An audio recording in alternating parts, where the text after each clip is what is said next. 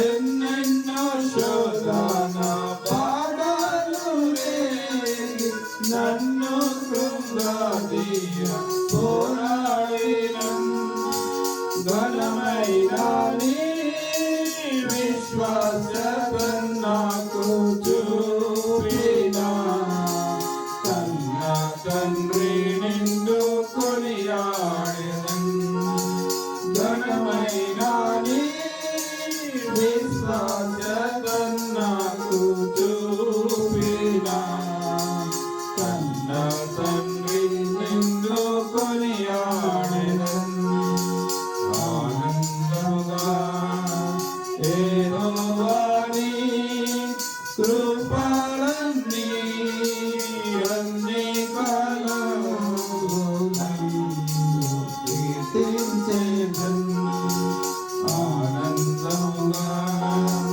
యెహోవా నీ కృపలన్నీ అన్ని కాలములు కీర్తించెదన్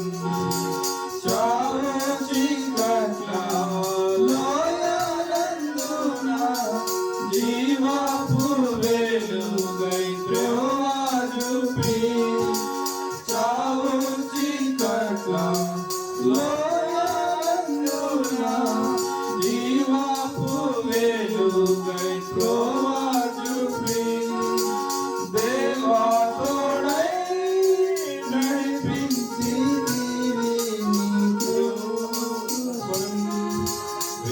వివరించేదన్ నీ విశ్వాసం దేవా తోడై నడిపించి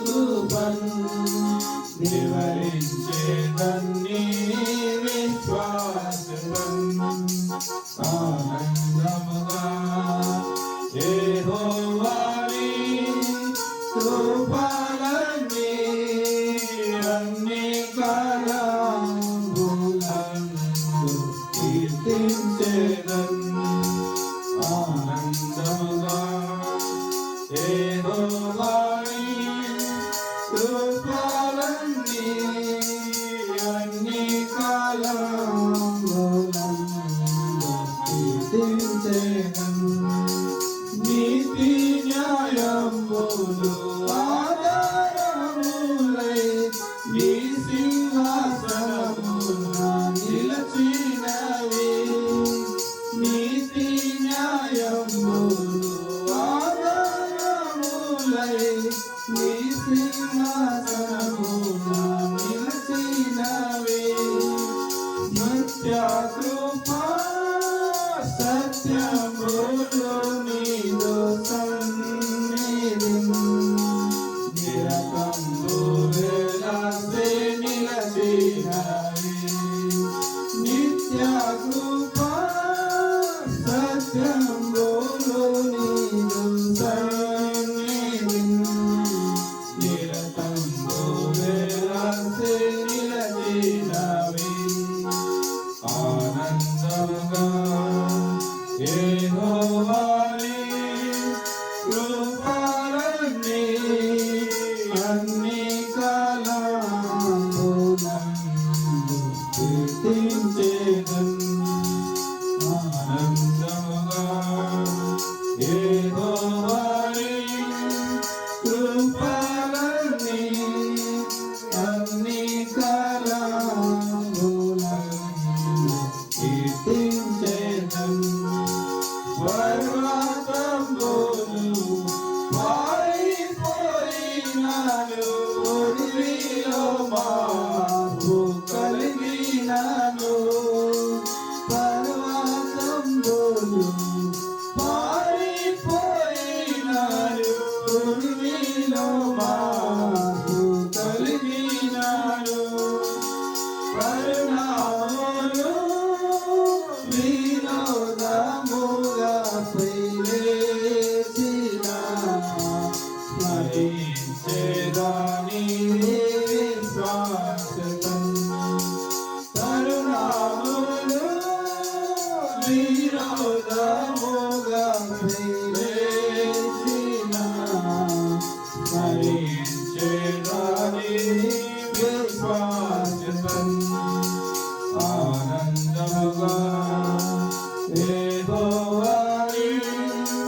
కృపలన్నీ అన్ని కాలములందు కీర్తించెదను. ఆనందముగా యెహోవాని కృపలన్నీ అన్ని కాలములందు కీర్తించెదను.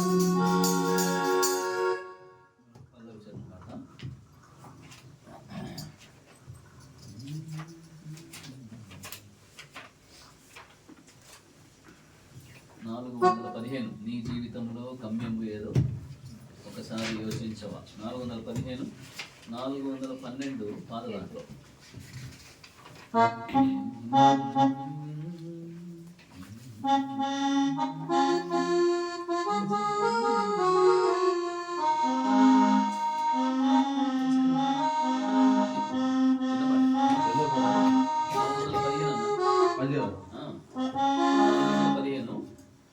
దాంట్లో 412 నీ జీవితములో గమ్యంబు ఏదో ఒకసారి యోచించవా. ఈనాడు నీవు ప్రభు యేసు కొరకు నీ హృదయమర్పించవా. ఈనాడు నీవు ప్రభు యేసు కొరకు నీ హృదయమర్పించవా. నీ తల్లి గర్భమునప్పుడే నిన్ను చూసే ప్రభు కన్నులు. నీ తల్లి గర్భమునప్పుడే నిన్ను చూసే ప్రభు కన్నులు. యోచించినావా నిన్ను నిర్మించే తన చేతులు.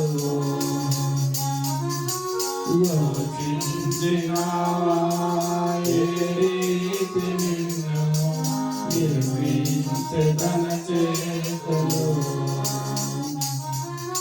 నీ జీవితంలో గమ్యం ఏదో ఒకసారి యోచించవా. ఈనాడు నీవు ప్రభు యేసు కొరకు నీ హృదయమర్పించవా. ఈనాడు నీవు ప్రభు యేసు కొరకు నీ హృదయమర్పించవా. నీలోన తాను నివసింపగోరే దినమెల్ల తేజాసెను. నీలోన తాను నివసింపగోరే దినమెల్ల తేజాసెను. హృదయపు తలుపు తెరవగలేవా. యేసు ప్రవేశింపను. హృదయపు తలుపు తెరవగలేవా. యేసు ప్రవేశింపను. జీవితములో గమ్యంలో ఏదో ఒకసారి యోచించవా. ఈనాడు నీవు ప్రభు యేసు కొరకు నీ హృదయమర్పించవా. ఈనాడు నీవు ప్రభు యేసు కొరకు నీ హృదయమర్పించవా. తన చేతులందు రుధిరపు ధారలు ప్రవహించే నీ కోసమే. తన చేతులందు రుధిరపు ధారలు ప్రవహించే నీ కోసమే. భరించే శిక్ష నీ కోసం కోసమేగా ఒకసారి గమనించవా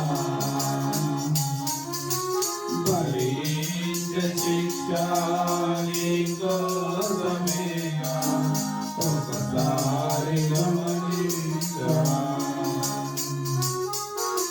నీ జీవితములో గమ్యం ఏదో ఒకసారి యోచించవా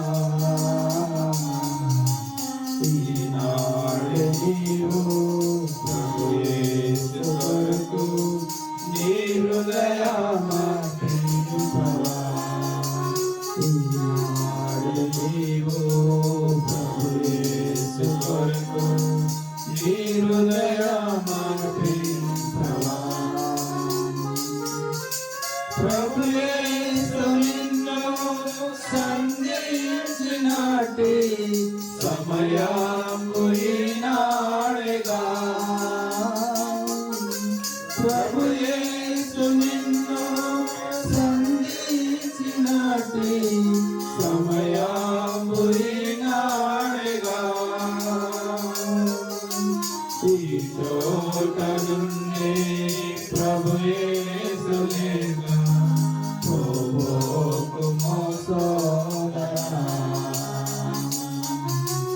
ఈ చోట నుండి ప్రభు యేసు లేక పోవోకుమో సోదరా నీ జీవితంలో గమ్యం ఏదో ఒకసారి యోచించవా ఈనాడు నీవు ప్రభు యేసు కొరకు నీ హృదయమర్పించవా ఈనాడు నీవు ప్రభు యేసు కొరకు నీ హృదయమర్పించవా బైబిల్ కోరస్ పడదాం. పఠింప శ్రేష్ఠ గ్రంథం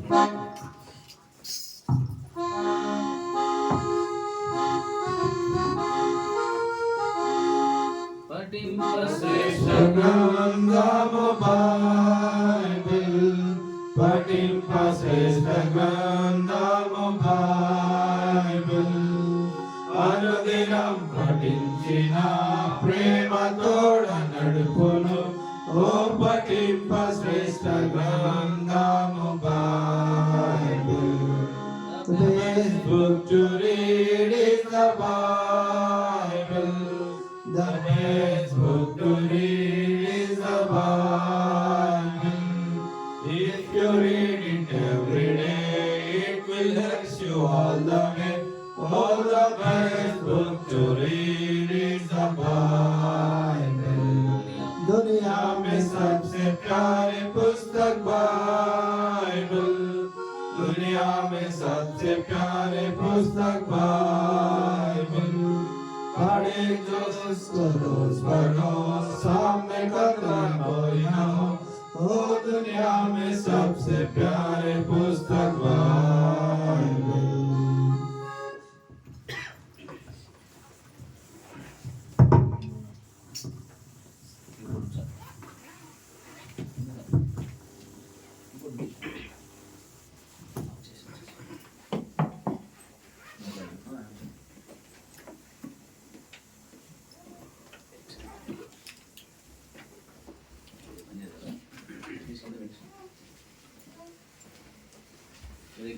సాయంకాల సమయంలో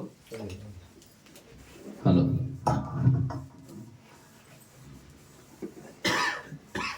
సాయంకాలం వేళలో నీతిగా దేవుని యొక్క సన్నిధిలో మన ప్రియ సహోదరుడు ఆనందమన్న గృహంలో మనం ఈ విధంగా చేరగొట్టుకై ప్రభు చూపిన కృపను బట్టి ప్రభుకి ఎంత వందనస్తులైనా మమ్మల్ని ప్రేమించి ఈ యొక్క నూతన సంవత్సరం ప్రవేశింపజేసి మరి కొంచెం అట్లా గ్యాప్ బయటకు పోదు గారి చాలు ఈ యొక్క నూతన సంవత్సరం ప్రవేశింపజేసి నూతన సంవత్సరంలో మొదటి మాసము మొదటి గృహకుడిగా ఈ విధంగా ఈ చివరి దినము మనం చేరాగుటకై ప్రభు సహాయపడడానికై ప్రభుకి ఎంతో నష్టమైన దేవుని యొక్క కార్యములు ఎందుకు గొప్ప అంటే ఆయన మనల్ని ప్రేమించి ఆయనకి రక్షించుకున్నాడు. మరి ఈ నూతన సంవత్సరం సార్వత్రిక సంఘానికి కూడా ప్రభు వాగ్దానం అనుగ్రహిస్తూ వచ్చాడు. ప్రవేశం వాగ్దానాలు కోసం మీ అందరికీ నోటెడ్ అయి ఉంటాయి కదా వాగ్దానాలు అన్నీ కూడా. కాబట్టి చెప్పండి, మొట్టమొదటి వాగ్దానం ఏంటి? సంఘానికి ఇచ్చిన వాగ్దానం స్థానిక సంఘం కాదు, సార్వత్రిక సంఘం. నీవు నడుచు మార్గం అంతట్లో నీ దేవుడు యెహోవా నీకు తోడయ్యాడు. యెహోషువ 1:9. రెండవ వాగ్దానం ద్వితోపదేశకాండము 31:8. ఏంటది? నీ ముందర నడుచువాడు నీ దేవుడైనా యెహోవా. మూడవది ప్రకటన 7:17 కదా. ఏమనుంటుంది? జీవజలముల ఎదుకు వారిని నడిపించును. కాబట్టి ప్రభు సంఘాన్ని ప్రేమించి స్థానిక సార్వత్రిక సంఘాలను ప్రేమించిన వాగ్దానం. తర్వాత సంఘ వాగ్దానం ఏంటి సోదరా? సంఘ వాగ్దానం యెహోషువనేనా? నేను అది ఫ్రేమ్ కట్టలేదు. అద్భుతములు చేసేదాన్ని ఈ మధ్యలో అద్భుతములు చేసేది నేను ఊరికి వెళ్ళిపోయిన ఆపరేషన్కి ఫ్రేమ్ కట్టించుకోలేదు ఎవరు.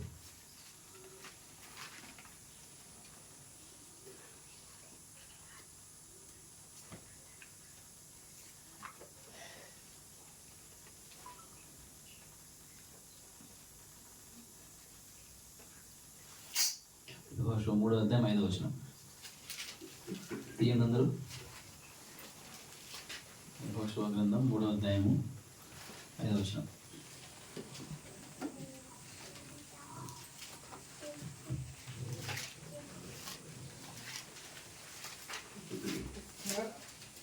అందరం కలిసి చదువుకున్నాం. యెహోషువ గ్రంథం 3:5.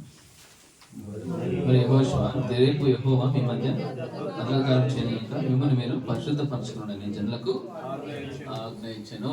ప్రార్థన చేసుకుందాం ప్రభు సహాయం కొరకాయ. అందరం ప్రార్థన చేయండి.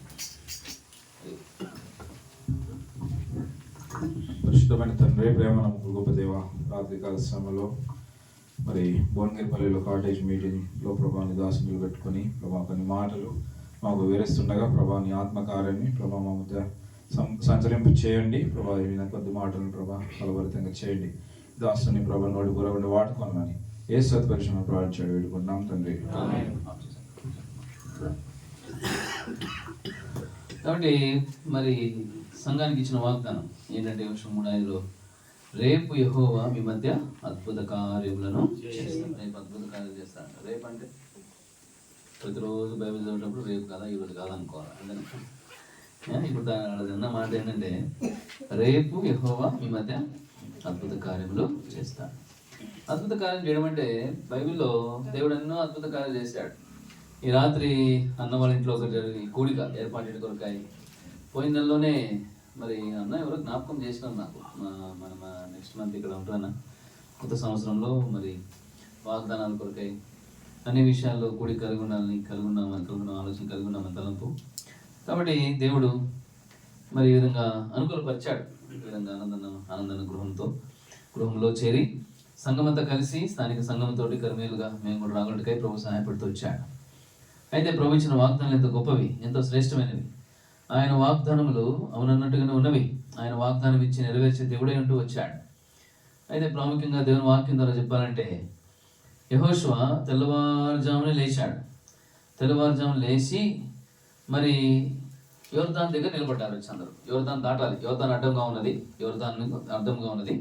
యోర్దాన్ని దాటాలి. యోర్దాన్ దాటు కొరకు యోర్దాన్ యువత నిలబడున్నారు. అందరూ కూడా యువత నిలబడుంటే మరి అందరు కలిసి ఏం చేయాలి, ఎలా వెళ్ళాలి, మరి నీరు చూస్తే ఎక్కువగా ఉన్నది, ఏ విధంగా దాటవలను అని చెప్పి మరి వారు ఆలోచన చేస్తూ ఉంటే ప్రభు చక్కగా మాట్లాడుతూ వచ్చాడు. ఏమని మాట్లాడారంటే మరి రేపు మీ మధ్య నేను అద్భుతం చేస్తాను, రేపు మీ మధ్య అద్భుతం చేస్తాను.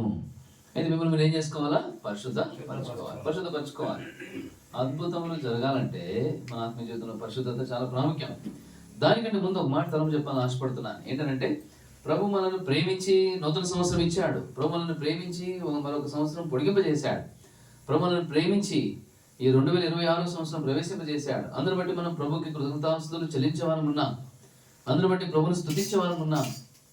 ప్రభు మనల్ని ప్రేమించి ఈ నూతన సంవత్సరం నడిపిస్తూ వచ్చాడు. అందుకొరకే ప్రభువును మనం కృతజ్ఞతాస్తులు చెల్లించే వారం ఉన్నాం. అందుకని రాయబడిన మాట కీర్తనలో 98లో అమ్మ చదువు దయచేసి. 98వ కీర్తన, 98వ కీర్తన, సామ్స్ 98, 98వ కీర్తన, 98వ కీర్తన మొదటి వచనం అందరం కలిసి చదువుకుందాం. మొదటి వచనం, యెహోవా ఆశ్చర్య కార్యములు చేస్తున్నాడు, ఆయన గూర్చి క్రొత్త కీర్తన పాడు. ఆయన దక్షిణ హస్తము, ఆయన పరిశుద్ధ బాహు ఆయనకు విజయము కలుగజేసినది. ఆయన గురించి కొత్త కీర్తన పాడు. క్రొత్త కీర్తన, కొత్త పాటలు పాట కొరకాయి. అనగా నూతనమైన సంవత్సరం ప్రభు ప్రవేశింపజేసి, నూతనమైన ఆశీర్వాదములు ఇచ్చి, నూతన సంవత్సరం దేవుడు మేలు చేస్తూ, మన పట్ల ఎన్నో ఉపకారములు చేస్తూ నడిపిస్తూ వచ్చినందుకై ప్రభు మనం స్తుతించ భద్రమై ఉన్నాం. అంత మాత్రమే కాకుండా ఆయన మన పక్షంగా అనేకమైన కార్యములు జరిగిస్తూ వచ్చాడు. ఏం కార్యం జరిగిస్తూ వచ్చాడు?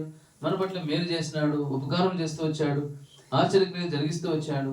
అంత మాత్రమే కాదు, ఈ నూతన సంవత్సరంలో ప్రభు కార్యములను బట్టి ప్రభుని స్తుతించేవారనుకున్నాం. 105వ కీర్తన ఆ మటుకు చూద్దామా. 105వ కీర్తన 2 వచనాలు చదువుదాం. మొదటి వచనం, 2వ వచనం అందరం కలిసి చదువుదాం. యెహోవాకు కృతజ్ఞతాస్తుతులు చెల్లించుడి, ఆయన నామమును ప్రకటన చేయుడి, జనములలో ఆయన కార్యములను తెలియచేయడి, ఆయన గురించి పాడి ఆయన కీర్తించుడి, ఆయన ఆశ్చర్య కార్యాలను గురించి సంభాషణ చేయుడి. కాబట్టి జనములలో ఆయన కార్యములను గురించి తెలియపరచు కొరకాయి ప్రభు మనల్ని సజీవంగా ఉంచాడు. జనములలో దేవుని యొక్క కార్యాలు తెలియపరచు కొరకాయి ఆయన మన భూమి మీద సజీవంగా ఉంచాడు. ఈ రోజు మనలో సజీవంగా ఉన్నాం, మనం బ్రతికున్నాం, మనము సంతోషంతో ఉన్నాం, మన కుటుంబాలతో సంతోషంగా గడుపుతున్నాం. కేవలం దేవుని యొక్క కృప మాత్రమే. చాలాసార్లు అనుకుంటాం, మేము బతికామంటే మా సామర్థ్యం, మా ఆరోగ్యం, మాకున్న డబ్బు, లేకపోతే మాకున్న ఏదో అనుకుంటాం. కానీ దేవుడే మనల్ని సంరక్షించి కాపాడుతూ వచ్చాడు. గడిచిన సంవత్సరం అంతా కాపాడుతూ తలుపు కొంచెం దేవుడు నాకు ఒక్క వస్తుంది మొత్తం క్లోజ్ చేసి అట్లా మనం అందరం ఉన్నది అవుతుంది. ఫ్యాన్ వేసే పిల్లలు చలిగా ఇక కొంచెం బయటికి కాలిపోతా ఉంటే ఇంకా. కాబట్టి త్వరలను ప్రేమించి నూతన సంవత్సరం ప్రవేశింపజేసినందుకై దేవునికి ఎంతో వందనస్తులమై ఉన్నాం. కావున ఎన్నో గొప్ప కార్యాలు ప్రభు జరిగిస్తూ వచ్చాడు. అందును బట్టి ప్రభుని మనం స్తుతింప బద్దులమై ఉన్నాము. ఆయన మన పట్ల ఆశ్చర్య కార్యం జరిగిస్తూ వచ్చాడు. ఆయన మనం స్తుతింప బద్దులమై ఉన్నాము.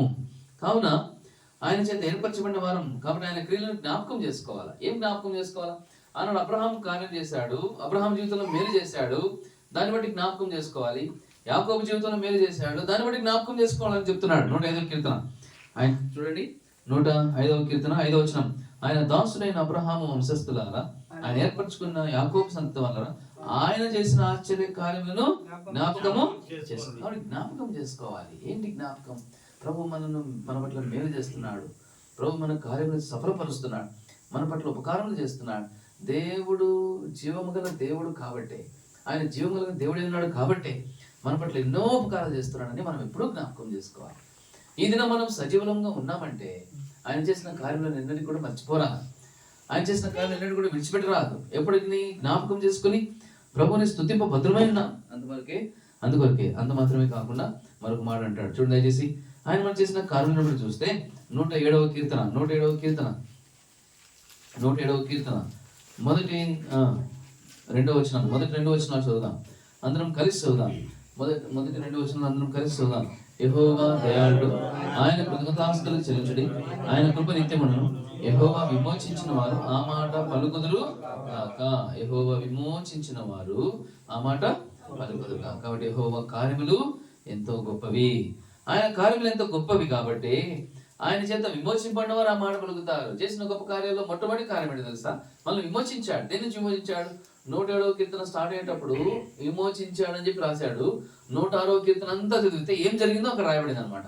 106వ కీర్తన అంతా చదివితే ఐగుప్తులో నుంచి విడిపించాడు. ఐగుప్తులో గొప్ప కార్యములు చూడండి, ఒక మంచి మాట రాయబడింది అక్కడ. ఐగుప్తులో ఆము దేశంలో జరిగిన కార్యముల గురించి రాస్తూ 106వ కీర్తన 21వ వచనం చదవండి. 21వ వచనం, ఐగుప్తులో గొప్ప కార్యములను హాము దేశంలో ఆశ్చర్య కార్యములను ఎర్ర సముద్రము వద్ద భయము పుట్టించు క్రియలను చేసిన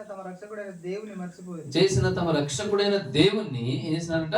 సరే, మర్చిపోయారనే సంగతిని అట్లా ఉంచండి. ఐగుప్తులో గొప్ప కార్యాలు చేశాడు, హాములో గొప్ప కార్యాలు చేశాడు, ఆశ్చర్య కార్యాలు జరిగించాడు, ఎర్ర సముద్రం దగ్గర భయం పుట్టించే కార్యాలు చేసినాడు. కాబట్టి మన జీవితాల్లో తగ్గిస్తామా? హాములో మరి భయం పుట్టించే కార్యాలు జరిగిస్తూ వచ్చాడు. కాబట్టి అందును బట్టి మన ప్రభుని మనం ఏం చేసే ఉన్నాం?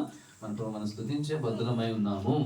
ఆయన అన్ని వేళల్లో, అన్ని సమయములలో, అన్ని పరిస్థితులలో మన పట్ల గొప్ప కార్యాలను జరిగించిన దేవుడుగా ఉంటూ వచ్చాడు. కాబట్టి ఆయన మనం స్తుతిస్తాం, ఆయన మనం గణపరుస్తాం. ఆయన చేసిన ఉపకారాలను బట్టి, ప్రభు చేసిన కార్యం బట్టి, ప్రభుని బట్టి గొప్ప కార్యాలను బట్టి ప్రభు సంగ మనము స్తుతించి బద్దులమై ఉన్నాము. ఇప్పుడు యెహోషువ గ్రంథంలో మనం చూస్తే ఇన్ని కార్యాలు చేసిన ప్రభుని ఆరాధిస్తాం, ప్రభుని గణపరుస్తాం, ప్రభుని స్తుతిస్తాం, ప్రభుని పూజిస్తాం. అంత మాత్రమే కాదు, ఆయన మన పట్ల చేసిన కార్యాలను బట్టి, రాబోయే దినాల్లో చేసే కార్యం బట్టి ప్రభుని స్తుతిస్తాం. మనడి దినాన సంవత్సరం అంతా కాపాడి గొప్ప కార్యాలు చేసి క్షేమం ఇచ్చి ఆశీర్వాదం ఇచ్చి నూతన సంవత్సరం ఇచ్చాడు. గడిచిన సంవత్సరం అంతా కాపాడాడు, ఎన్నో ఉపకారాలు చేశాడు, ఎన్నో మేలు చేశాడు. ఈ దినం వరకు మేలు చేస్తూనే ఉన్నాడు, ఎప్పటికీ విడిచిపెట్టలేదు. అన్ని కార్యాలు సఫలపరుస్తూ వచ్చాడు. మన ఈ మధ్య ఒక మంచి కార్యం జరిగింది ఒక కుటుంబంలో. నేను వారికి వాక్యం చదవాలని ప్రార్థన చేస్తూ ఉంటే నాకు గుర్తొచ్చిన ఒకే ఒక వాక్యం ఏంటంటే యోబు గ్రంథం 42వ అధ్యాయం 2వ వచనం. ఏమంటే, నీవు సమస్త క్రియలను చేయగలవు, నీవు చెప్పండి. తర్వాత ఏముంది? నీవు ఉద్దేశించినది ఏదియు ఏం కాదంట, నిష్ఫలము కానేరదనియు నేను ఇప్పుడు తెలిసికొంటిని అనే మాట. ఆ చివరి మాట చాలా ప్రాముఖ్యం. నీ ఉద్దేశించింది ఏది కూడా నిష్ఫలము కాలేదని నేను ఇప్పుడు తెలుసుకున్నా. యోబు అంటాడు తన జీవితంలో చివరి దశలో అన్ని కార్యములు సఫలపరిచాడు దేవుడు. తన కష్టాలు, తన బాధల్లో, సమస్యలు ప్రభు తోడుకున్నాడు, విడిచిపెట్టలేదు. అన్ని పరిస్థితుల్లో యోబు దేవుని విడిచిపెట్టలేదు. అన్ని పరిస్థితుల్లో ప్రభుకు సమీపంగా జీవిస్తూ వచ్చాడు. అన్ని విషయాలు దేవునికి నమ్మకంగా ఉన్నాడు. చివరి దశలో దేవుడు రెట్టింపు ఆశీర్వాదం, 700 ఆశీర్వాదం దయచేస్తూ వచ్చాడు. అందుబట్టి ప్రభువా, నువ్వు నా పట్ల ఎంత మంచి ఉద్దేశాలు కలిగి ఉన్నావో, నవ్ ఐ అండర్స్టాండ్, ఇప్పుడు నాకు అర్థమైంది ప్రభువా అని ప్రభుని స్తుతిస్తూ వచ్చాడు. అంటే ఆ దినాల్లో అబ్రహాం, యాకోబు దినాల్లో గొప్ప కార్యాలు చేసినాడు కదా. ఇప్పుడు యోబు జీవితంలో ఈ రోజు గొప్ప కార్యాలు చేసినాడు. అదేవిధంగా మన జీవితంలో కూడా గత దినాల్లో ఎన్నో మేలు చేస్తూ వచ్చాడు. ప్రెసెంట్ ఏమంటారు? ప్రెసెంట్ అంటే వర్తమాన కాలమే కదా, ఇది వర్తమానమే కదా. భూత, వర్తమాన, భవిష్యత్. భూతకాలంలో గొప్ప కార్యములు జరిగించాడు, వర్తమాన కాలంలో మేలు చేస్తున్నాడు. ఇప్పుడు ఏమంటున్నాడంటే యెహోషువ గ్రంథం 3వ అధ్యాయంలో ఇప్పుడు ఏమంటున్నాడు చూడండి, రేపు మీ మధ్య ఏం చేస్తానంటున్నాడు, అద్భుతములు చేస్తానంటున్నాడు. సో దేవుని కార్యాలు నిన్న కాదు, నిన్న అయిపోయి నిన్న చేసినాడు. ఈ రోజు చేస్తున్నాడు, రేపు కూడా ఏం చేస్తాడంట. ఎంత గొప్ప దేవుడు ఆయన మనకి. నిన్న చేసినాడు, ఈ రోజు చేస్తున్నాడు, రేపు కూడా ఆయన గొప్ప కార్యాలు జరిగిస్తాడంట. జరిగించే కార్యాలు ఎప్పుడు మారవు, ప్రభు కార్యాలు ఎప్పుడు మారవు. మనం అనుకుంటాం ప్రభు మన పట్ల ఏమి చేస్తాడో, ఏమైపోతాం, ఏం జరుగుతుంది, జీవితాలు ఏమైపోతాయో బతుకులు అనుకుంటాం, ఎటు పోతుందో అనుకుంటాం. దేవుడు ఎప్పుడు విడిచిపెట్టే దేవుడు కాదు. ఎంత నష్టం వచ్చినా, ఎంత కీడు వచ్చినా, ఎంత అపాయం వచ్చినా కూడా ప్రభు మన యందు ఉన్నాడు. మనం విడిచిపెట్టడానికి గుర్తుపెట్టుకోవాలి. అన్ని పరిస్థితుల్లో, అనారోగ్య పరిస్థితి అయినా, కష్టమైన, దుఃఖమైన, గాడ్ ఈజ్ విత్ మీ, ప్రభు నాతో ఉన్నాడని గుర్తుపెట్టుకొని ఆత్మీయ జీవితంలో మన విశ్వాసంలో ముందుకు సాగుతూ ఉండాలి. ఈ 2026 సంవత్సరంలో ప్రతి ఒక్కరికి ఒక్కొక్క పాఠం నేర్పించుంటాడు కదా దేవుడు. అందరికి ఒక పాఠం నేర్పించాడు, నాకు కూడా ఎన్నో పాఠాలు నేర్పించినాడు. ప్రతి ఒక్కరికి ఒక్కొక్క పాఠం నేర్పిస్తాడు. సంవత్సరం మారుతున్న కొద్దీ దేవుడు కొన్ని కొత్త పాఠాలు నేర్పిస్తూ ఉంటాడు. దేవుడు మేలు చేస్తుంటాడు, ఉపకారం చేస్తుంటాడు, ఆశ్చర్యక్రియలు జరిగిస్తుంటాడు. నూతన సంవత్సరం నూతన కార్యాలు చేస్తుంటాడు, నూతనమైన జీవితాన్ని ఇస్తాడు, నూతనమైన సంగతులు తెలియపరుస్తాడు కూడా. అనేకమైన పాఠాలు నేర్పిస్తాడు మన జీవితాల్లో. మనం ఊహించని జరుగుతూ ఉన్నప్పుడు ప్రభు మనతో ఉండి మన అన్ని విషయాల్లో మన పట్ల కృప చూపిస్తూ ఆయన ఏమై ఉన్నాడో మనకు జ్ఞాపకం చేస్తాడు. యెహోషువ దిగులుతో ఉన్నాడు, యెహోషువ బాధతో ఉన్నాడు, యెహోషువ దిగులు వచ్చేసింది. ఒక పక్క చూస్తే మోషే ఏమైపోయినాడు, నేను మా సంగతి కర్మలో చెప్పినట్టున్నా కదా. మోషే ఏమైపోయినాడు, మోషే చనిపోయినాడు, అవునా కదా. మోషే ఏమైపోయినాడు, మోషే చనిపోయినాడు అయిపోయింది. నిర్గమకాండంలో మరి ద్వితీయోపదేశకాండం చివరికి వచ్చేసరికి మోషే చనిపోయినాడు. మోషే దేవుడు చెప్పినాడు, నెబో కొండ పైకి ఎక్కేసినాడు, నెబో కొండ మీదకి ఎక్కేసినాడు. సమాధి కూడా దేవుడు చేసినాడు. ప్రపంచంలో అన్ని సమాధులు, ఎవరి సమాధి ఎక్కడుందో తెలుసు కానీ మోషే సమాధి ఎక్కడుందో ఎవరికి తెలియదు. కాబట్టి ప్రభువే మరి సమాధి చేసేసినాడు మోషేది. అందుకనే ఇప్పటికి కూడా మనం చెప్పిన మన కర్మల్లో ఇప్పటికి కూడా మోషే సమాధి కోసం ఎదుగుతున్నారు. ఎందుకని? దేవుడు తర్వాత దేవుడు ఎవరు చెప్పు ఇశ్రాయేలు ప్రజలకి? మోషే. అది కనుక దొరుకుంటే ఈ పాటికి దేవుడిని కూడా వదిలిపెట్టేటోళ్ళు, కానీ మోషేని పెద్ద దేవుడు చేసేటోళ్ళు. అందుకే దేవుడు మోషే సమాధి లేకుండా చేసినాడు. ఎందుకని? అంత ప్రేమ ఎందుకు ఇశ్రాయేలు ప్రజల మీద? ఇశ్రాయేలు ప్రజలు మోషే మీద, ఇశ్రాయేలు ప్రజలకు మోషే మీద ఎందుకు అంత ప్రేమ? ఎందుకంటే మూలుగుతున్నారు ఐగుప్తులో. అలాంటి వారిని దేవుడు ఏం చేసినాడు, బయటికి తీసుకొచ్చినాడు. దేవుడు మోషేని వాడుకుంటూ వచ్చాడు, మోషేని ఆ విధంగా బలపరుస్తూ వచ్చాడు. కాబట్టి మోషే ద్వారా దేవుడు ఎన్నో గొప్ప కార్యం చేసినాడు. కాబట్టి మోషేని మర్చిపోలేరు వాళ్ళు ఎప్పటికి కూడా. అందుకని ప్రభు ఏం చేసినాడు, సమాధి కూడా కనపడకుండా చేసేసినాడు. ఇప్పుడు సంగతి ఏంటంటే యెహోషువ గ్రంథం మొదటి అధ్యాయానికి వచ్చేసరికి మోషే లేడు. ఇప్పుడు వీళ్ళందరికీ ఏమైపోయిందంట? భయం, బాధ అయిపోయింది, దిగులు అయిపోయింది, చింత అయిపోయింది, వేదన అయిపోయింది, ఎంతో ఆదరణ లేకుండా ఉన్నారు. యెహోషువ దిగులుతో ఉన్నాడు. లెగిస్తే పొద్దున్న లేస్తే సాయంత్రం దాకా మోషే ఇంటి దగ్గర ఉండేవాడు యెహోషువ. అవునా కదా? పొద్దున్న లేస్తే మోషే ఇంటి దగ్గర ఉంటాడు. మోషేకి సహాయం చేస్తాడు, మోషేకి పరిచయం చేస్తాడు, మోషే కర్ర పట్టుకుంటాడు, మోషేకి నీళ్లు పోస్తాడు, ఏం చేయాలి అన్ని పనులు చేస్తాడు యెహోషువ. అలాంటి యెహోషువ మోషే లేకపోయేసరికి యెహోషువ తన జీవితంలో ఎంతో దిగులు పడిపోతున్నాడు, ఎంతో ఒంటరివాడైపోయాడు, ఆదరణ లేకుండా ఉన్నాడు, ఎంతో దిగులు పడిపోతా ఉంటే దేవుడు మోషేతో ఏం మాట్లాడినట్టు ఉన్నప్పుడు ఏమన్నాడు? మోషే నీవు అమ్మ చదవండి, యెహోషువ గ్రంథం మొదటి అధ్యాయం. యెహోషువ గ్రంథం మొదటి అధ్యాయం.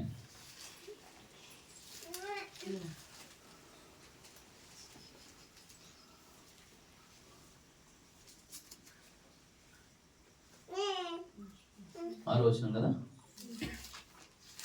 చదవండి. ఆరో వచనం మొదటి అధ్యాయం. నిన్ను విడువను, నిన్ను విడబాయను, నిబ్బరము కలిగి ధైర్యముగా ఉండము. నేను వారి పిల్లలతో ప్రమాణం చేసిన ఈ దేశమును నిశ్చయముగా నీవు ఈ ప్రజల స్వాధీనం చేసేటప్పుడు. కాబట్టి నిన్ను విడువను, నిన్ను ఎడబాయను. తర్వాత 9వ వచనం చూడండి. నేను నీకు ఆజ్ఞయించున్నాను కదా, నిబ్బరం కలిగి ధైర్యంగా ఉండము, దిగులు పడకము, జడియకుము. నీవు నడుచు మార్గం అంతటిలో నీ దేవుడైన యెహోవానికి తోడై ఉంటాడు. కాబట్టి కుటుంబాలకు ఇచ్చే వాగ్దానం ఇది, సంఘానికి ఇచ్చే వాగ్దానం ఇది, సార్వత్రిక సంఘానికి ఇచ్చిన వాగ్దానం, వ్యక్తిగతంగా ప్రభు ఇచ్చే గొప్ప వాగ్దానం ఇది. కొత్త సంవత్సరంలో జనవరిలో ఈ కుటుంబాలుగా సంఘంకి వెళ్తున్నాం, మందిరానికి వెళ్తున్నారు. ఆనందమైన కుటుంబం కానీ, చేరవలసిన కుటుంబాలు కానీ మనం మందిరానికి వెళ్తున్నాం, దేవుని ఇంట్లో పనిచేస్తున్నాం, ప్రతి కోడికలో పాల్పొందుతున్నాం, దేవుని ఇంట్లో ప్రయాసపడుతున్నాం, దేవుని కొరకు మనం సమర్పించుకుంటున్నాం, మన కష్టం దేవుని ఇంట్లో ప్రయాసపడుతున్నాం, మన డబ్బు ప్రభు ఇంట్లో ఇస్తున్నాం, మనకు కలిగింది ప్రభుకి ఇస్తున్నాం, మన పిల్లలు, మన కుటుంబం, భార్య, పిల్లలందరం దేవుని కొరకు ప్రయాసపడుతున్నాం. మన ఇంట్లో దేవుని సంబంధించిన వాతావరణమే ఉంది, మన ఇల్లు దైవికమైన జీవితంలోనే ఉన్నది, మన ఇల్లు విశ్వాసంతో ఉన్నది, మన ఇల్లులో మనందరం క్రైస్తవులముగా ఉన్నాం. అయితే మనతో ప్రభు చెప్పి ఈ సంవత్సరం చెప్పే మాట ఏంటంటే భయపడద్దు. ఏమవుతుంది చెప్పండి? భయపడద్దు, దిగులు పడద్దు.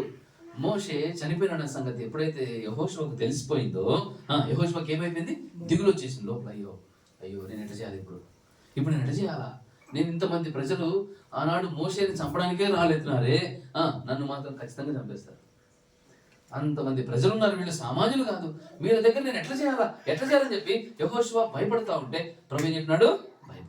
దిగులు పడద్దు, నేను నీకు ఏమేమన్నాను? తోడే. ఈనాడు కుటుంబాలు కూడా ఈ సంవత్సరం అంతట్లో కూడా దేవుడు ఆ విధంగా తోడై నడిపించే దేవుడుగా ఉంటాడు. ఏ విధంగా నడిపిస్తాడు, ఏ విధంగా తోడుగా ఉంటాడు? ప్రభు చెప్తున్నాడు, ప్రతి వాగ్దానానికి ప్రభు ఏమిస్తాడు చెప్పండి? షరతులు ఉంటాయి. ప్రతి వాగ్దానానికి ఏముంటాయి చెప్పండి? షరతులు ఉంటాయి. ప్రతి వాగ్దానానికి ఒక కండిషన్ ఉంటుంది. ఏంటి కండిషన్ ఉంటుంది? దేవుని వాక్యాన్ని గైకొను, దేవుని వాక్యాన్ని ప్రేమించు, దేవుని వాక్యాన్ని దివరాత్రులు గైకొను. యెహోషువ గ్రంథం మొదటి అధ్యాయంలో ఆ మాట రాస్తారు కదా. యెహోషువ గ్రంథం మొదటి అధ్యాయంలో ఏమని రాస్తాడు? ఈ ధర్మశాస్త్రమును, నీ ధర్మశాస్త్ర గ్రంథమును నీవు బోధింప తప్పిపోకూడదు, వ్రాయబడిన వాటన్నిటి ప్రకారము జాగ్రత్త పడినట్లు దివారాత్రము దాన్ని ధ్యానించినాడు. నీ మార్గము వర్ధిల్ల చేసుకుని చక్కగా ప్రవర్తిస్తావు. కాబట్టి నీవు చక్కగా ప్రవర్తిస్తావు, నీ మార్గం సఫలపరుస్తాడు దేవుడు, నీకు మేలు చేస్తాను. కాబట్టి ప్రభు చెప్తా ఉన్నాడు. మరి యెహోషువ దిగులుతో ఉంటే ప్రభు చెప్పినాడు ధైర్యం ఉండు. అయితే వాగ్దానం నెరవేరాలంటే ఏమవ్వాలి చెప్పండి? దేవుని వాక్యాన్ని ప్రేమించాలి, దేవుని వాక్యాన్ని గైకొనాలి, దేవుని వాక్యాన్ని అనుసరించాలి, దేవుని వాక్యానుసారంగా జీవించాలి, దేవుని వాక్యానికి లోబడి ఉండాలి, దేవుని వాక్యాన్ని ప్రేమించాలి, దేవునింటిని ప్రేమించాలి, దేవుని ప్రేమించాలి. ఇది చాలా ప్రాముఖ్యమైనటువంటి సంగతి. యెహోషువ గ్రంథం మొదటి అధ్యాయంలో ఈ మాటలన్నీ చెప్పిన తర్వాత 3వ అధ్యాయంకి వచ్చేసరికి ఏమంటాడు చూడండి దయచేసి. ఇప్పుడు 3వ అధ్యాయంలో వాళ్ళు చదివిన వాక్య భాగంలో యెహోషువ గ్రంథం 3వ అధ్యాయం ఇప్పుడు 5వ వచనం ఏమంటున్నాడు? మరియు యెహోషువ, రేపు యెహోవా మీ మధ్య అద్భుతంగా చేయను కనుక మిమ్మల్ని మీరు ఏం చేసుకోండి. ఇప్పుడు యెహోషువ చెప్తున్నాడు, ప్రజలందరితో కలిసి చెప్తున్నాడు. ఏమని చెప్తున్నాడు? రేపు మీ మధ్య దేవుడు ఏం చేస్తున్నాడు అంట? అద్భుతం. రేపు అనే సంగతికి సాదృశ్యం ఏంటి చెప్పండి? రేపు అనే మాటకు అర్థం ఏంటంటే, రేపు అంటే ఈ సంవత్సరం ఆరంభం మొదలుకొని చివరి దాకా. అంతే, ఈ సంవత్సరం ఆరంభం మొదలుకొని చివరి దాకా ప్రతిరోజు సాయంకాలం పూట మనం కూర్చొని ప్రార్థన చేసుకుందాం, కుటుంబంగా చేసుకుంటాం కదా. చేసుకునేటప్పుడు వాక్యం చదువుకుంటాం. వాక్యం ఈ మాట గుర్తుపెట్టుకోవాలి, ప్రభువా ఈ దినం మా జీవితాలు అద్భుతం చేసావు, మా ప్రాణాలు కాపాడావు, మా పిల్లల్ని కాపాడావు, మా కుటుంబాన్ని కాపాడావు. రేపు ఏం చేస్తానంటున్నావు మళ్ళా? అలాగ ప్రతిరోజు ప్రార్థన చేయాల్సిందే. అలాగ ప్రతిరోజు ప్రభుని స్తుతించాల్సిందే. అలాగ ప్రతిరోజు ప్రభు చేసిన కార్యం బట్టి ప్రభుని జ్ఞాపకం చేసుకోవాల్సిందే. అద్భుతమైన సంగతులు ప్రభు చెప్తా ఉన్నాడు. అయితే ప్రభు చెప్పిన మాట ఏంటంటే అక్కడ అర్థంగా యోర్దాను నది రేపు యోర్దాను దాటాలి. యోర్దాను దాటాలంటే మనం ఏం చేసుకోవాలి? పరిశుద్ధపరచుకోవాలి. పరిశుద్ధపరచుకోవడం చాలా ప్రాముఖ్యం. మనం పరిశుద్ధపరచుకోవాలి. ఎందుకంటే దేవుని వాక్యం చెప్తుంది, నేను పరిశుద్ధులై ఉన్న ప్రకారం మీరును పరిశుద్ధులై ఉండాలి. పరిశుద్ధులే ఉండవాలి కదా మరి ఉండాలి కదా. పరిశుద్ధపరచుకోవడం అంటే అర్థం ఏంటి? శుద్ధిపరచుకోవడం అంటే అర్థం ఏంటి? ఆది కాండంలో ఒక మాట చూడండి దయచేసి. ఎన్నో సంగతులు జ్ఞాపకం వస్తాయి కానీ త్వరగా కొన్ని మాటలు చూస్తాం.